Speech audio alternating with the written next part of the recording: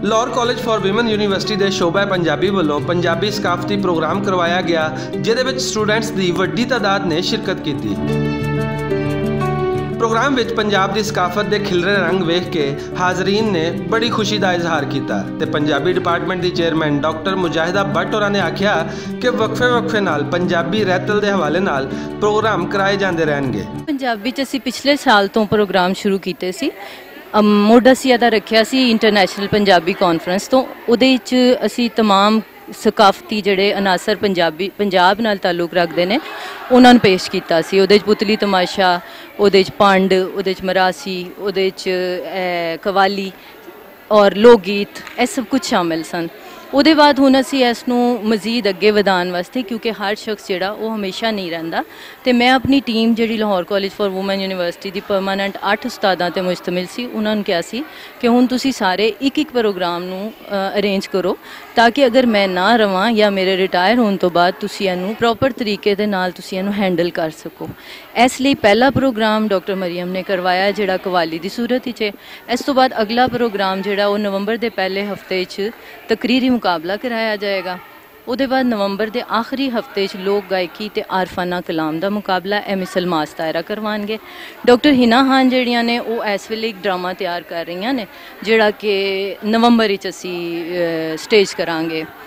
Doctor Samina बतूल जड़े ने वो सैमीनार कराएंगे ते डॉक्टर साइमा बतूल जड़े ने वो रिसर्च एग्जीबिशन कराएंगे, जिहदे विच असी प्रेजेंट करांगे कि हुण तिकर Lahore college for women university they which MS BS ते PhD की सतह के उत्ते जिहड़े थीसिस लिखे गए हैं उन्होंने असी पब्लिक करांगे, ताकि लोगों को पता लगे कि पंजाबी दे विच लाहौर कॉलेज किस कदर हद तक रिसर्च वर्क करवा रहा है और उसकी कोलैबोरेशन नाल दूजे साइंस सबजैक्ट्स नाल भी करवाई जा रही है, ताकि यह जिहड़ा तसव्वुर है ख़त्म किया जा सके कि जी पंजाबी पढ़ के की कर लांगे।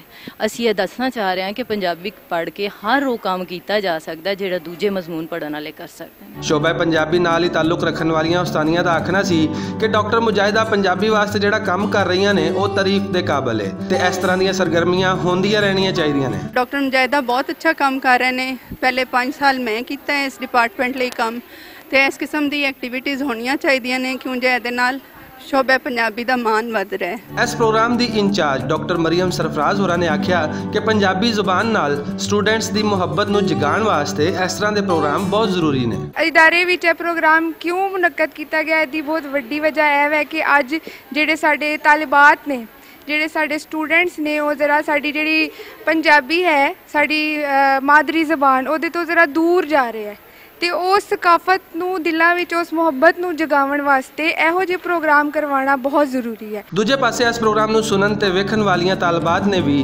प्रोग्राम नूं बहुत पसंद किया। पंजाबी डिपार्टमेंट की एक अच्छी कोशिश थी, यह होने चाहिए ने इहो जिहे प्रोग्राम। स्टूडेंट्स नूं एक्स्ट्रा करिकुलर का भी मौका मिलना चाहिए, एक बहुत अच्छी कोशिश थी। प्रोग्राम के आखिर ते डॉक्टर मुजाहिदा भट्ट होरां ने इस प्रोग्राम नूं कामयाब बनाने वास्ते मेहनत करने वालियां उस्तानियां विच फुल्लां दे तोहफे भी वंडे ते उन्हां नूं दाद भी दित्ती। कैमरामैन जिशान भट्ट दे नाल असगर अली, भुलेखा TV, लाहौर।